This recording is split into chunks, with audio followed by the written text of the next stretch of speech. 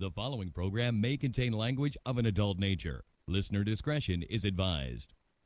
Views and opinions expressed on the following program are those of the hosts and guests, and not necessarily those of the staff or management of alltalkradio.net. Brothers and sisters! Brothers and sisters! I don't know what this world is coming to. Hey yo, check this out, this is Flavor Flav, and if you want the whole truth, and nothing but the whole truth, so help the whole truth. Hey yo, you better listen to Dante, baby. Dante! What's going on, y'all? And welcome to another great edition of the Dante's Boxing Nation show. I am your host, Dante. First things first, let me go ahead and introduce my team, the DVM panel. Miss Boxing Baby is back in the building out there in Jersey repping. What's going on, Boxing Baby? I'm chilling. What you doing? How are you? I'm good, always. And my man over there, Boxingego, out there in Cali repping. What's going on, Boxingego? You know, same old. Yeah, we about to give him that same old. That's for damn sure. And yeah, they about to get slayed for sure. and my man in the studio with me, as always, the producer over here, George. Man, it's about to get hot out here, man. I'm sweating it out already. Shit, man, it's gonna be like 130 degrees out here this summer, and that ain't no damn joke, man. Shit, damn winter was like winter out here, or winter was like spring out here, right? Yeah. So anyway, y'all, let's get into the show. First things first, let me go ahead and let you guys know about the Box Fan Expo. Got to promote that. That's going to be a hot joint out there. All the boxers are going to be there. It was a hit last year, like me and Boxingego talked about. I guess it was last week. But I'm going to be there. Boxingego is going to be there. And like I said, all of the boxers are going to be there. September 12th, it will be the same day that Mayweather returns in the ring out here in Las Vegas at the Las Vegas Convention Center. Okay, and one more thing, I wanted to bring up, because we never really give shots out to all these different countries that's watching and supporting our boxing channels. I was checking out my YouTube, looking at the analytics, and I looked at the demographics, and it's so crazy because you could actually click on every single country from the biggest to the smallest, and there was somebody watching my channel in every single country. So, I wanted to give shots out to the top 25 countries that's repping Dante's Boxing Nation and Boxingego and all of us doing our thing. So let me go ahead and give shots out. Of course, this is from the countries that watch us the most all the way down, all right, in order. So, of course, my country, USA first. We got Philippines, United Kingdom, Canada, Australia, United Arab Emirates, Saudi Arabia, Mexico, Singapore, Germany, Netherlands, Japan, New Zealand, Ireland, Spain, Italy, South Korea, Qatar, South Africa, France, Indonesia, Malaysia, Taiwan, Sweden, and Thailand. So I want to give shots out to all those countries. Keep watching, and we appreciate it. Let's help the sport grow and stop, people from trying to, hate on the sport and make the sport look bad just because their man doesn't win. So, with that out the way, Ego, did you want to give out your list as well? Yeah, I'm going to give my top 10. So my list is real similar. U.S., shout out to the U.S., home of the Braves. The Philippines, United Kingdom, Canada, and Mexico. Canada and Mexico, you guys are battling very close. After that, Saudi Arabia. Next is UAE, Australia, Down Under, and Germany and Indonesia. Dope. They feeling the boy Ego out in Indonesia. Yeah, that's what it is. Ain't that crazy? Knowing somebody from way on the other side sitting over there all into it, just watching. That's pretty dope, man. That's pretty dope. So once again, man, shouts out to you guys. Keep watching. We appreciate your support. So anyway, let's get into all this boxing talk, man. Let's go ahead and start with your boy Canelo Alvarez. Canelo, he gets a vicious knockout in the third round, knocks out Mandingo Warrior, James Kirkland this past weekend. Now, before I let you guys talk, I'm going to go ahead and give my take on it. Now, a lot of Canelo Alvarez fans, I kind of hurt their feelings because I went in on your boy Canelo Alvarez. Like I said, he had a great win. It was a great win. But see, this is my whole thing. There's a difference from saying he had a good knockout over James Kirkland and how far he's going to go in the sport, right? And what I basically did is in that video, I gave you the good and the bad. Congratulations for the performance. But at the same time, let's get back to reality and talk about what's next for Canelo Alvarez. I want people to understand. They thought, like I said, a lot of people, they thought I was kind of been hard on him because I was criticizing him in that video.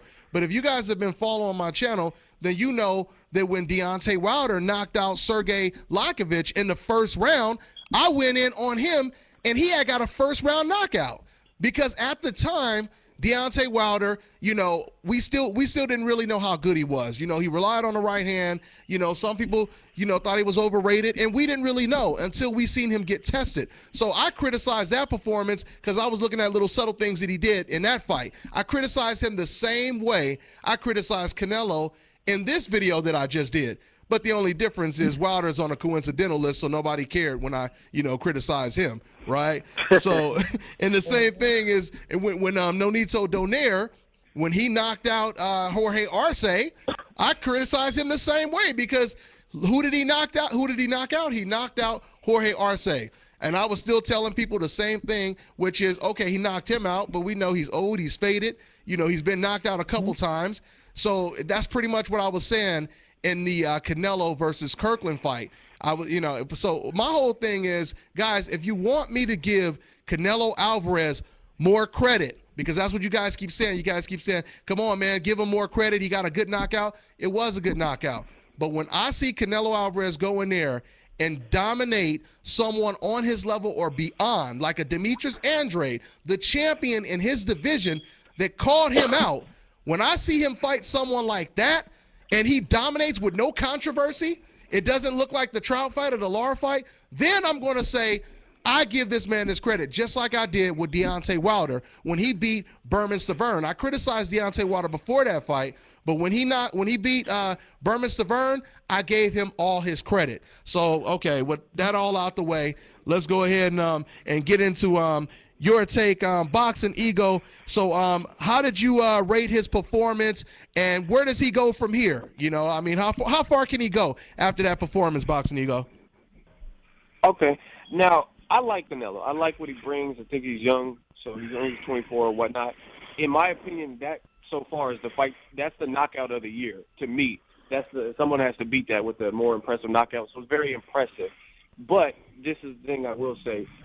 Boxing fans, especially the popular boxing fans like Canelo's, Mayweather, Pacquiao and stuff, a lot of times they get over-amped and hyped over a win. A win is great. He looked good in front of the guy in front of him. He did his thing. He battled a little bit of adversity as James tried to press the action early, and it was to be expected, for me at least, based on the style matchup. So, again, not taking anything away from Canelo. He handled business, and it's, like I said, the knockout of the year. But fans fail to put things into perspective. You have to consider James Kirkland hadn't fought since December of 2013 when he fought Glenn Tapia, right? And that was like an attrition war type fight. Glenn Tapia recently just got knocked out, so I don't know how good Glenn Tapia is. But either way, Kirkland fought him in 2013 and has been inactive up until May 9th. And then the other thing is he didn't have his trainer. I don't think it would have made a difference, but these are things you have to consider in the win. This was a fight that most things favored Canelo. Canelo's more skilled, etc. So, again, I give Canelo props for handling business. He could have succumbed to the pressure or succumbed to pressure, but he didn't. But now I want to see him take the next step up with Golden Boy and fight some of the styles that have given him problems. If you stand in front of Canelo, you're a dead man, like Angulo, like Josito Lopez. You want to bang with him, you'll get banged, all right? You'll get banged out. He's a nasty inside fighter. But the thing that's giving him problems, Trout style, Mayweather, and Lara style. So I want to see him against the top-tier guys like that to see how much he really has learned. Yeah, that's a great breakdown. And once again, you guys have to understand, man. I mean, if you want your fighter to get the type of praise you feel he deserves, he does have to step up in competition. So far, we have not seen Canelo in a Mayweather versus Diego Corrales type of moment or fight. We haven't seen him in that Guillermo Rigo versus Donaire or Nicholas Walters versus Donaire type of fight. He needs a breakthrough performance, and it needs to be a win with no controversy, which we have not had yet. I want to add on to what you said real quick. The other thing is people keep talking about how unimpressed they are with Mayweather. Keep in mind, Pacquiao was the guy that was the aggressor and the guy that everybody said could beat Mayweather with his style. They say Mayweather only fought slow plotting Latino fighters. That's what people would say. They would say he fought flat-footed fighters and come forward guys. That's why he looked good. They say he would have trouble with someone with the footwork and the speed of Pacquiao, yet people are unimpressed with that victory, limiting a guy to winning 2 or 3 rounds. But they're bigging up Canelo's performance against his style matchup that he was favored to beat. Stylistically, Canelo's always done good if you're in front of him.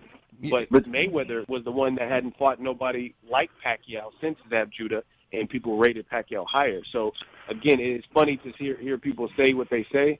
They say, oh, Canelo gets all the props in the world, but I'm unimpressed with Mayweather. Shouldn't you be unimpressed with the guy who beat the style that you said he couldn't beat, or the guy who beat the style we knew he could beat? Exactly. Another thing too. There you go. Marquis. Yeah. Houston, what's up, man? Houston repping. So what's up, dog? Already H-Town. I wanted to say, before the Mayweather and Pacquiao fight, they were saying if Madonna can give him problems, what you think Pacquiao could do? There you go. Madonna, he's slow and flat-footed, but a slow and flat-footed Marcos Madonna did a better job at losing to Mayweather than Pacquiao. Yeah, there, man. Marquis always bringing it. Let me get to Boxing Baby real quick. So Boxing Baby, your take on Canelo versus Kirkland, and can he do this to the best fighters in his division? Well, what I say about Canelo is congrats on the knockout. It was an impressive knockout. When them people were asking me that I think Kirkland could beat him, I basically said the same thing. I said he hasn't been in the ring since December 2013. I said the only way for him to hurt him is to catch him with a punch and maybe push him back on his heels. But he didn't have Ann Wolf, and even in that fight, his punches to me didn't look like they had any pop to him. He was throwing like pity pat punches. They were like Canelo was like walking right through them. But what I say about Canelo is his style has always looked good. He's a flat-footed fighter. He doesn't have a lot of movement. He doesn't have a lot of defense. So if you're directly in front of him, he's going to look like that. And I always tell people, they're pushing him to be the next big star. Believe me, it's not based on his skill, it's based on his popularity. Because if you break down his skills, they are very minimal. It's not about hating on Canelo, it's speaking what's real. The man, he's a heavy-handed fighter. I mean, he's not a one-punch knockout fighter, but he's a heavy-handed fighter. He can body punch, but you have to be standing directly in front of him. They're building this man to be the next big Mexican superstar, and it's because of his popularity. And that's point blank simple. As soon as you put him in there with anybody, the body will look confused. Yeah. And I don't mean a damaged, good Cotto. I'm not talking about him, because the Cotto of today, I don't believe can beat him because he's damaged goods. He hasn't been the same since Margarita whooped his behind 2008. So I'm not talking about him. I'm talking about a boxer like Demetrius. Anybody who can give him some problems, some serious movement, confuse him, frustrate him, make him go into the late rounds tired, they're going to beat him. Yeah. I think Lara could have beat him, but the problem with him is he takes too many rounds and he just has these lapses. He's not throwing any punches. That was his fault. Yeah. He does that every fight. He's not throwing enough punches. He's just like frozen almost. I think. You know what I'm saying? Anybody that can box Canelo is going to beat him. Period. Point blank. I just want to know who's going to be the next opponent for Canelo. That's all I want. Yeah, that's a very good question. I was wondering, trying to figure that out myself. Cause I mean, it might be a Triple G. Well, so no, Oscar already said. Cotto. Oscar already said he ain't ready for Triple G for at least another 2 years, which I was going to talk about later on. But yeah, so yeah, Oscar know what time it is. I still feel in that fight comes down to who can take it the best. Because you look at Triple G can be hit too, and that's what I need to see with him. I need to see him battle tested. I need to see him really hit. Oh, I don't yeah, mean of by course. somebody like Martin there who can hurt him, and Canelo is one that can hurt him. So to me, that fight comes down to who can take it the best.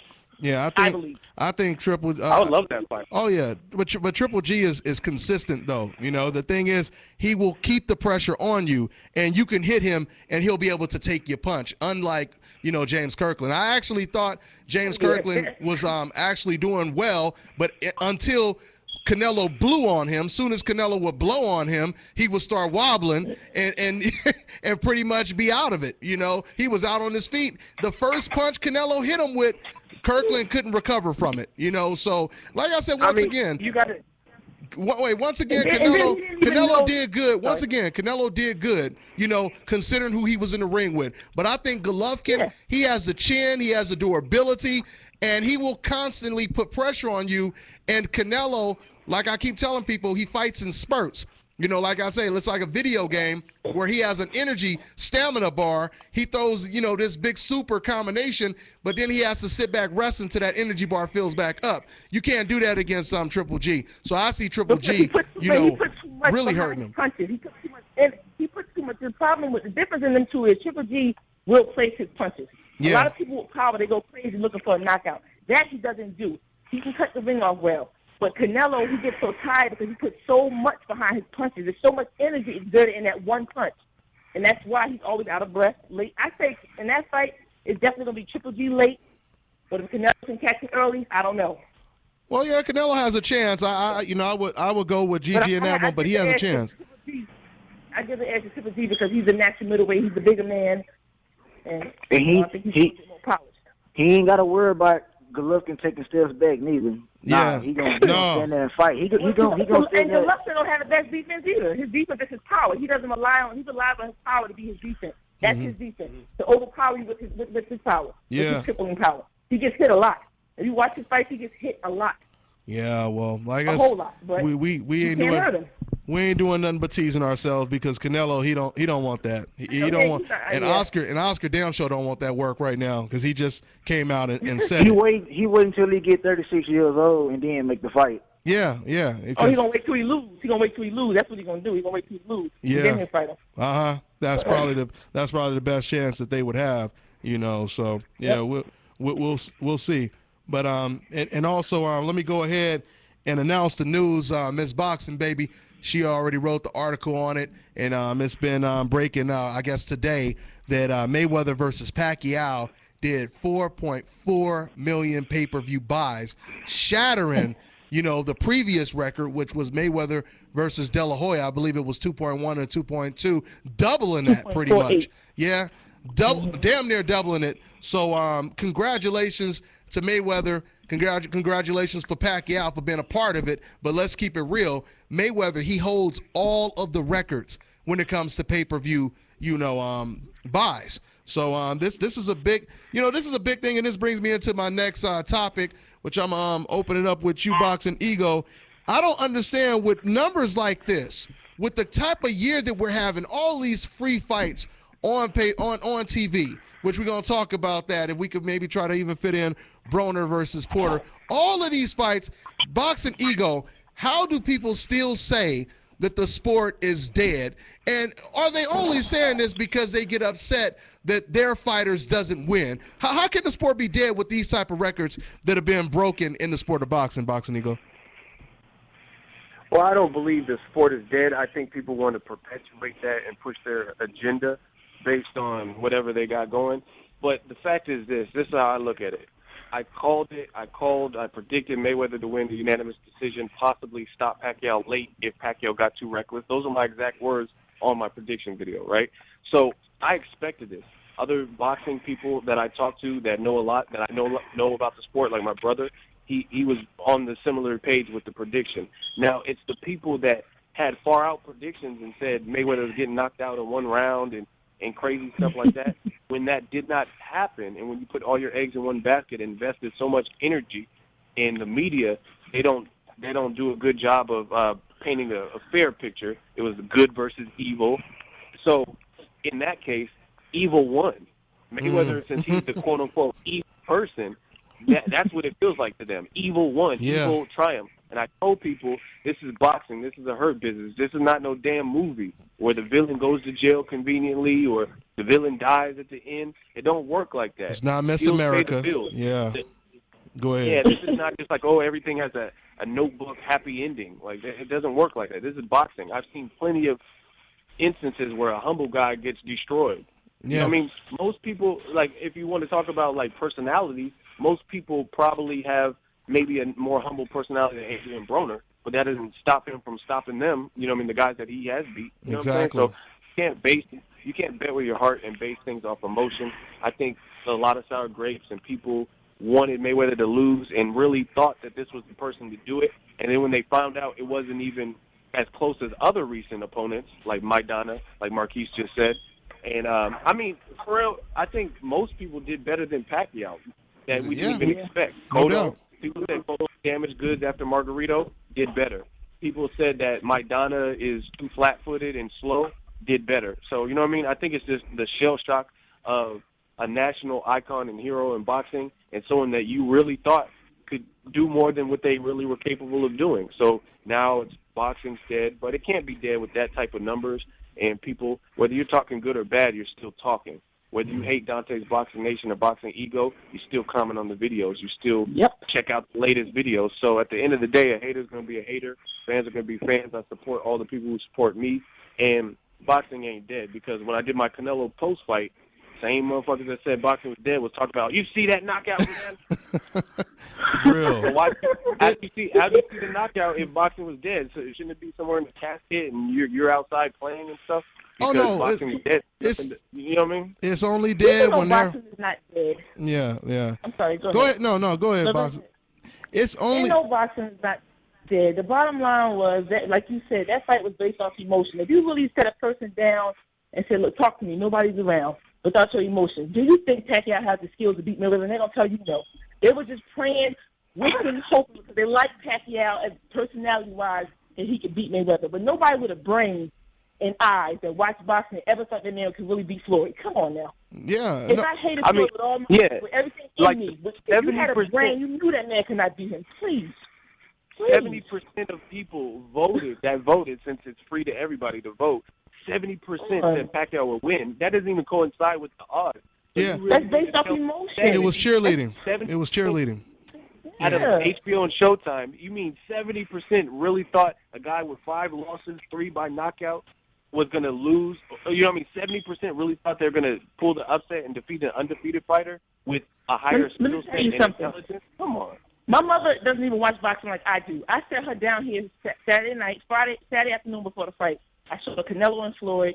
I showed her Manny and Bradley. She said, that's the one they said going to beat Floyd? And she don't even watch them two.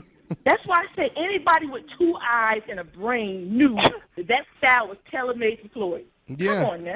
Tailor-made. And I don't understand why they got mad when we was telling them this is exactly what was going to happen. Let me just break it down like this.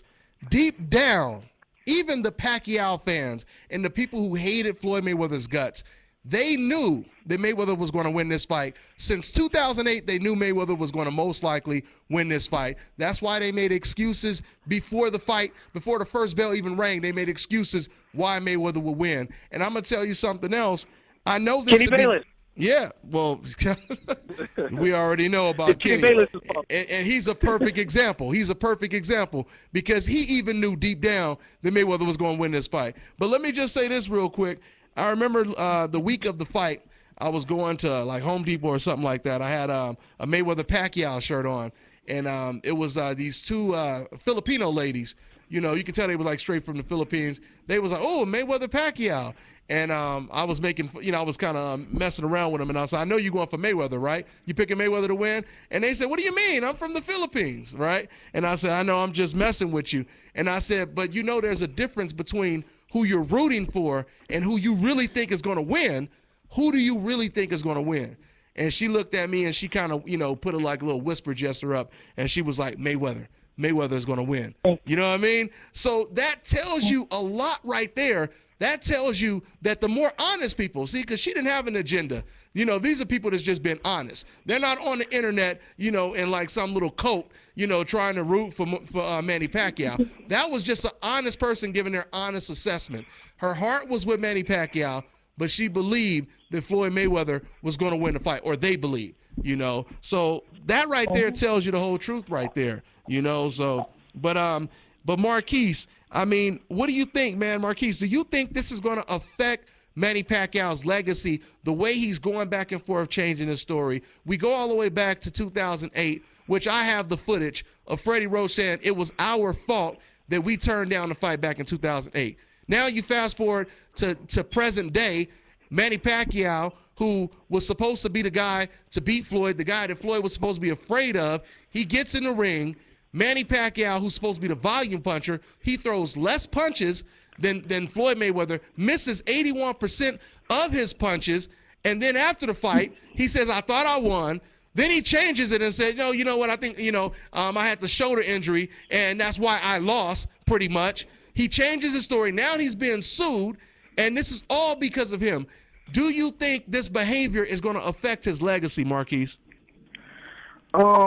Yeah, I think it probably, put a dent in his legacy or whatever. But as far as the fight, it's already in the history books.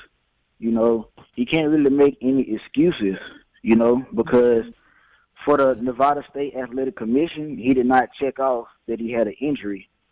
We didn't hear anything about no shoulder injury. All we heard about was calves, leading on into the fight, But that's not even an excuse as well, because calf muscles don't have that long of a regimen, Mm-hmm. But as far as his legacy, it's going to take a little dent because he's, being a sore loser.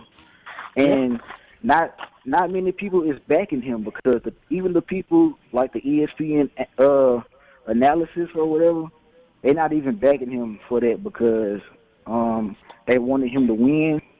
So for him to say stuff like he have a shoulder injury, they looking at it like, wow, I attended this fight, I paid so much money, and you let us down, and stuff like that with the injury. I put all my money into this fight. I feel like I need my money back, from Teddy Atlas to, all the other analysis or whatever. A lot of people are asking for their money back because of Manny Pacquiao. Yeah. You didn't hear about that shoulder injury because there wasn't one. That's why. I'm going to flat out say it. You didn't hear about shoulder injury because there wasn't one. Of course there wasn't. Because your first comment was, I thought I won the fight. Yeah. You realize how stupid you sound, then you changed it up and said I had a shoulder injury. Not with the bullshit. He didn't even say it to Max Kellerman in the post fight. That's what we said. Yeah, exactly. But see, when he went back, I love Manny, but you lost the fight. You lost. Just admit that you lost. You was a deep man from the first round. You lost. Yeah, and just be humble in defeat. Go ahead, Boxingego. I'm going to say this. You can always break down a lie based on consistency. Whether something was falsified, there's no way you could put it. Either way, it's Team Pacquiao's fault. Either they had an injury, didn't disclose it, so you're cheating the fans out of hard-earned money that they paid to see you under the impression that you're fighting 100% healthy. He even said at the grand arrivals, Pacquiao said something like, he says, why you guys look nervous? Don't be nervous. I'm the one fighting. I'm 100%. Everything's okay. Relax. Yeah. He said that. Yeah. I didn't say that. He said that. Yeah. So you're that confident and calm, knowing you have an injury, telling the fans to relax. That doesn't even make sense to me. Yeah. Yeah. Yeah, relax. But my arm another thing too. Like, that's crazy. Yeah. Another thing too, Dante. When you asked Freddie Roach after May 2nd, would there be any excuses? He said there shouldn't be. So when he said there shouldn't be, I think that at the time, before you asked him that question, they probably already had a plan to come up with some type of built-in excuse. No doubt. They knew he was going to lose. Yeah, there's no doubt about it. And remember this too. They were talking about. Remember, they were talking about his calves hurting, but they never said nothing about a shoulder injury. You know what I mean? They were talking about. Then they say it happened in 2008 and all kinds of. It's just too many stories for me. You was throwing them little bullshit ass stories. Your shoulder didn't look hurt to me. You can't even raise your arm. Like, look at the Andre Berto versus who was that guy?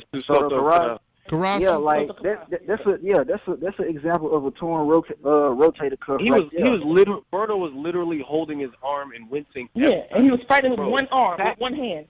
Pacquiao would have Mayweather on the ropes, the only chance of success he had, and he was throwing like right hands, like right you know hands. What I'm saying? He was throwing a lot of them. Throwing viciously, like that just to have a significant tear. That don't even sound realistic. That he was doing that. He's just Superman, and nothing can stop him when he's in the zone. Like, come on, man. The whole thing. I understand where Paulie Malignaggi is coming. You're not like it's not even human to not at least wince in the pain. Yeah, you know what I'm saying. And the whole. I remember I sprained my ankle bad, like real. Like I was playing when I was a kid, jumped off something, story building, and then I like messed up my leg. Just walking on it, putting any type of pressure, it draws a facial expression from me. Like I couldn't just play it off. And you know what I mean? I'm pretty good threshold of pain, tolerance of pain. Yeah. Right. And the thing is, and for the mainstream media to back this, that's the most offensive thing, and that is the spit in the face towards all the boxing fans. And what Paulie Malignaggi actually said, you know, what Manny Pacquiao was basically doing was a spit in the face to the fighters that's ever had injuries before, because all fighters have fought with injuries before. But when it comes to this injury in particular, like I said, the fact that Manny Pacquiao was throwing his right hand the whole night. How do you claim you have the injury if you throw the punch the whole night? Like the stuff we're saying right now, a lot of times when people have injuries, they don't even really throw the punch, or if they do throw the punch, they're wincing in pain. You go back and you watch this fight. You watch Freddie Roach talking to Manny Pacquiao.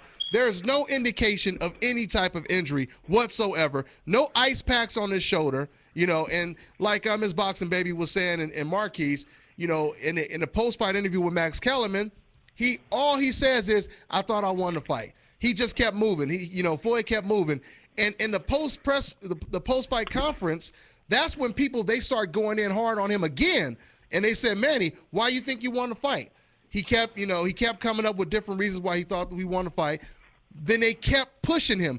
That's when he just said, forget it. You know what? I was injured, and that's why I lost the fight, right? So, I mean, it's not consistent. Then someone sends me a report. Now that he finds out people suing him, there's a report that now he's trying to say that he was injured during the fight. You know what I mean? So people can't sue him. Yeah, he gets sued. He gets sued. Of course he got injured during the fight. Yeah. See, Dante, had he won that fight, you wouldn't hear none of this bullshit. Oh, had no, he of won, course not. You would hear nothing. Of course not. And it was making me mad is that, like you said, the media is backing him. But the media are the ones who don't like Floyd. They're the main ones who don't like him. They hate Floyd. It's not just it's the media. Yeah. Come on. Uh-huh. All I ask people to do is use your common sense. So listen to this. You can hate me all you want or whatever, but listen to this. They said, Bob Arum said, I'm not saying, Bob Arum said this was an issue that had been reoccurring, and it started in 2008, and he's had bad problems with it, right? Then he loses to TBE, allegedly to TBE Mayweather, right? Within less than a week, he already has and is recovering from surgery.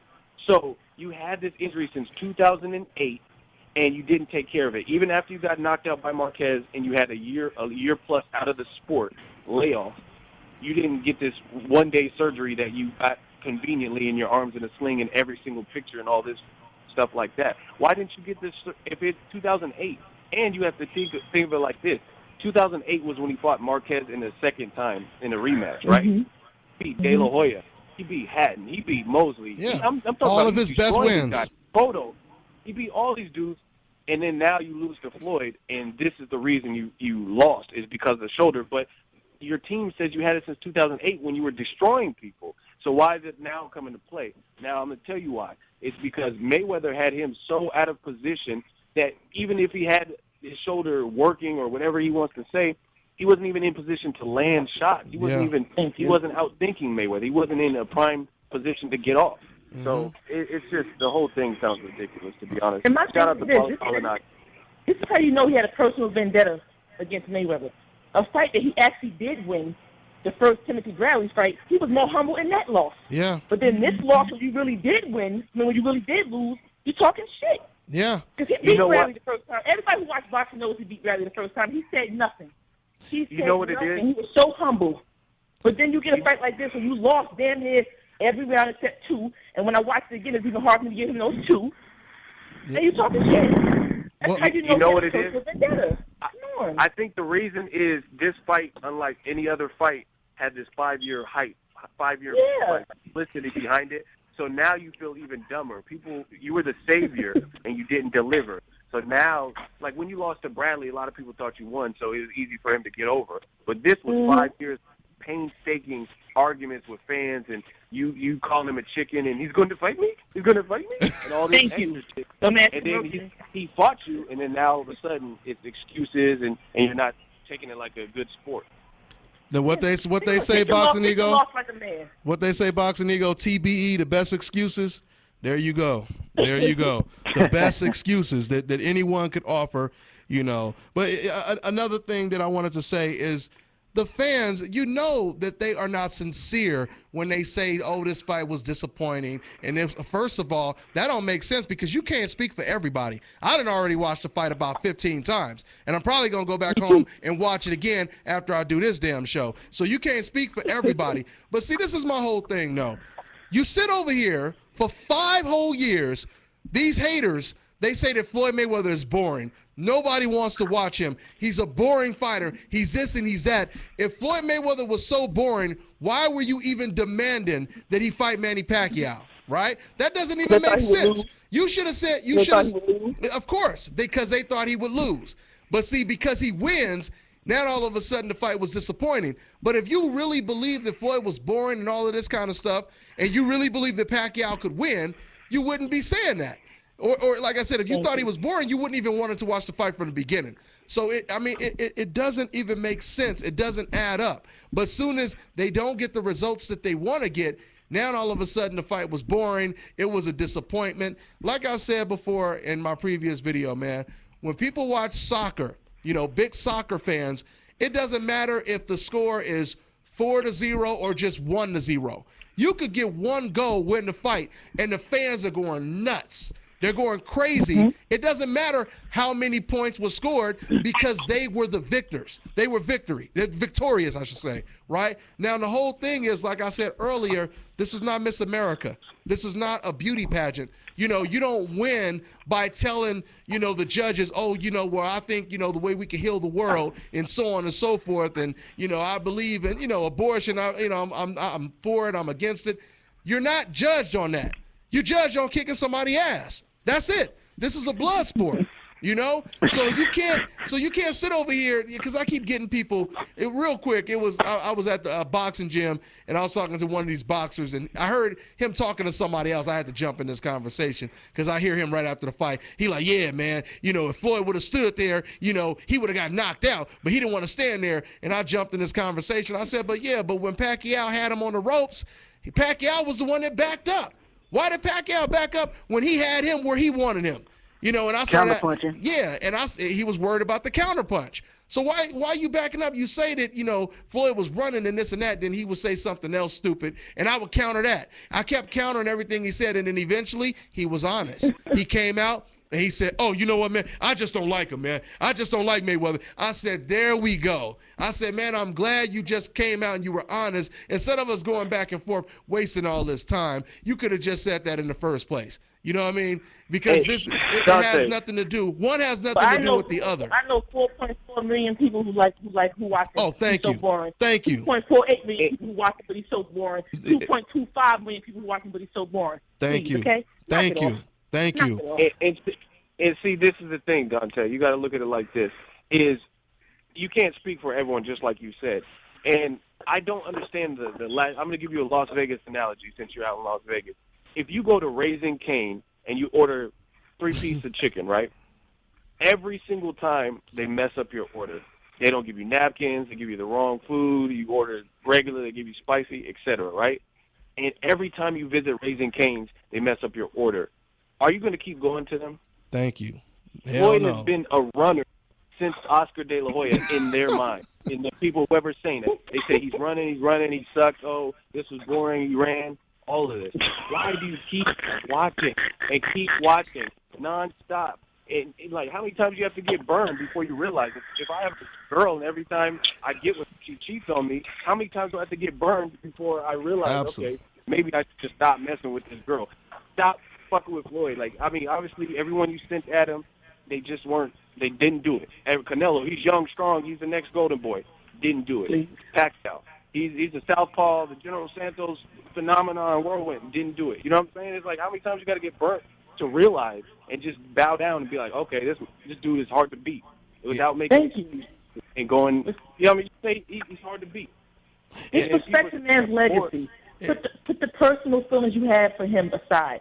It has nothing to do with what he does in the ring. Listen. Put those feelings to the side and sit back one day and say, you know what? I was in here watching Sugar Ray Robinson the other day, a couple of his fights.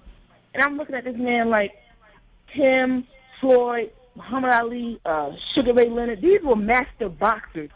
No matter how much I may have disliked personality, whatever, you have to give respect what respect is due. You have to. These were just guys that stood alone in boxing. They stood alone in a class by themselves. You have to give respect what respect is due. I don't care how you feel personally about him, about his cars, about his women. It has nothing to do with what the man has done in the ring for the past 19 years. Nothing. Period. And let me say this too. Sergey Kovalev is a perfect example because now I could put myself in the shoes of the haters when it comes to Floyd Mayweather. But see, the difference is Sergey is a straight racist. We know this. There's no denying it. He's a straight racist, but I'm not going to sit over here and tell you he's garbage in the ring because he's a racist. You feel me? I'm not going to sit over here and say he's fighting nothing but bums and no matter what he does, I'm not going to do that because we're talking about two different things. Right? If you're asking me if I like the guy, no, I don't really like the guy because he don't like my ass, right? So at the same time, when it comes to boxing, I'm going to give him his credit because he's good. He's the best fighter at the light heavyweight division. You know what I mean? I would give him the edge over Adonis Stevens, regardless if he's racist or not, regardless if he's an asshole or not. That is the difference between people like us and the ignorant people out there who cannot give credit when credit is due. Right? We watch boxing. We watch boxing because of what you do in the ring, not because of how great of a husband you are, not because how often you go to church. So let's keep it real, man. Go ahead, Boxingego. All right, Manny was cheating on his wife, committing adultery. Floyd ain't married. I mean, if you want to put it out there, let's put it out there. Exactly. Manny was cheating on his wife. Yeah. And drinking. Floyd ain't married. He can have as many women as he wants. Yeah. Let's be honest. And there's if reports. You want to get into personal life. Yeah. Come on. Yeah. Dante, I'm gonna say it like this: there's always a different end of the spectrum. There's always a left and a right, Bloods and Crips, Republicans, Democrats, right? Mm-hmm. So if Floyd is what you say, he's a runner, he makes boring fights. Then we look at the contrast. The contrast is a guy like Triple G. What you tell Floyd to do by not using his ability to think, his ability to make his opponents look like shit and reduce and nullify their punches, would you do the same thing for the opposite end of the spectrum, a guy like Triple G? Yes, okay, it's more in-your-face action, right? But would you tell Triple G, hey, you know what, even though you can throw at 100% power level, throw 40% power level to make it more competitive? You know what I'm saying? This is the hurt business. This is the fight game. Why would you tell Floyd to dumb it down and stop fidgeting, stand still while I punch you and give you an opportunity to beat me? It is about winning. It is not about – Mike Tyson even said it. He says, I fight to win. He's like, I'm not a textbook right jab, right. He said, I fight to win. That's what Floyd does. He fights to win. If you don't have a strategy and a game plan after 18 years of footage and watching him, that's your fault. Yeah. Great. Hey, man, you done put up the best analogies on the show today, man. Good stuff, Ego, for real. But let me say this, too. If you guys haven't watched a documentary, the Sugar Ray Leonard versus Roberto Duran No Mas documentary, great documentary. Yeah. Check it out. This is so interesting because if you watch that documentary, you'll see the similarities from Mayweather Pacquiao and Sugar Ray Leonard versus Duran too. Now, because Duran actually quit in that fight, and then later on, I believe he just told, after he said no mas, and then when he got in the dressing room, he just told one of his cornermen, just tell him something was wrong with my stomach. Right? He just came up with excuses, and he made all of these excuses why he quit. Do you know they took away the credit from Sugar Ray Leonard because Duran quit? They did the same thing that happened, in that fight is happening right now. Go watch that documentary and you'll see it. Another thing I noticed too is people try to make it seem like this is just about Mayweather. Oh, he's an asshole. That's why we treat him this way. No. If you look at the history of the sport, unfortunately, I'm gonna speak some real right now. Every time you had a black fighter against a non-black fighter in a fight on this level, it has always been this exact same type of hate. You go back and you watch Aaron Pryor versus Alexis Arguello. They were booing Aaron Pryor like ridiculous. I was just watching Hearns versus Duran the other day. Do you know they booed Hearns coming into the ring more than they booed Mayweather in the Pacquiao fight? Holmes versus Gary Cooney. You you just go on down the list, right? I remember Tony Danza. I forget what show he was in, but he's in the front of the ringside seats watching Aaron Pryor versus Alexis Arguello fight, and this man is Was it who's the boss? My producer just told me it was who's the boss. Yeah, you can use the microphone and say it, man. And yeah. But like I said, so Tony Danza's in the front, and he's just damn near, throwing all type of damn near throwing, the finger at Aaron Pryor as he's fighting. You just see him going crazy. He has all this hate build up for Aaron Pryor. So the point I'm making, guys, is it's not just Mayweather. You go all the way back to 1908 to Jack Johnson, and we've seen fighters get treated like this. It didn't matter what their personality was. It didn't matter what they were doing out of the ring. It's just what it is. You're on that coincidental list, and they let you know. We got 2 minutes left. Go ahead, guys. They always had the great white hope, even if they're not white, as long as they're not black. Yeah. They always had the anti. Great white hope, period. And it's a shame, but it is what it is. And the closer Floyd gets to Rocky Marciano's record, you watch how they try to discredit his wins. I'm paying attention to this. You watch what they try to do to him because he's getting closer to this record. They're doing it already. And they don't want that. They're doing it already. They're doing it already. And you could look at it like a guy like Tommy Morrison, rest in peace. He definitely had demons and a troubled life. Well, you look at him, they hyped him like he's like John Wayne. They call him the Duke and all this. Tommy Morrison was supposed to be the dude, and everyone's all optimistic. And then he gets beat by Michael Bent, and you know what I mean, and goes on to get stopped again and again. You know what I mean? People have faith in him. He was in the Rocky movie and stuff, and they give people like that are limited, they give him credit. And then you have the most skilled fighter in the world who's proven it for 19 years. And he can't get a lick of credit, no matter who he beat. He got to fight Triple G next. Exactly. He got to fight Klitschko. He got to move up and fight Klitschko and watch this. Klitschko was old anyway. Yeah. And if he beat Klitschko, that's what they're going to say. Oh, Klitschko was old, and he going to say, I had a shoulder injury, so. He couldn't beat Chavez Sr., he couldn't beat Duran. Come on, you got him battling legends. Let me say this real quick. We got less than a minute. I want to make sure I bring this up. So of course Jim Lampley, he has his who I don't like list, and who I like list, which he calls it the Gaddy list, and then he has an anti-Gaddy list, right? So I want to explain to you guys how ridiculous this list is. Imagine Usain Bolt, the fastest man in the world, right? He's he's pretty much Superman, right? Now, he places first every time, and then you have, let's say, make up a name. You got this guy named Bob Hope, right? This guy, he gets 6th place every single time. So this guy, he's getting 6th place every time. Every now and then, he surprises people. He get 5th place, right? But because, this dude, he smokes before he fight, before he runs, or, he's always telling jokes to the media or whatever, or he does dramatic things like trips over his shoes while he's running and makes the crowd laugh. All of a sudden, I make a list, and I call it the Bob Hope list. You know what I mean? That's pretty much equivalent to the ridiculous rhetoric that we have with Jim Lampley. This man is making a Kurt Rambis list when you have Magic Johnson on the damn team. So, that's what it is, man. But we are out of time, and I want to go ahead and say thanks again to my team, the DBM panel, my man Boxing Ego, a.k.a. Eagle Velli. We got Miss Boxing Baby, and we got my man Marquis. We'll see you guys next week. If you want to watch the show live, check us out, alltalkradio.net, Tuesday, 4 p.m. Pacific Standard Time. On to the next one.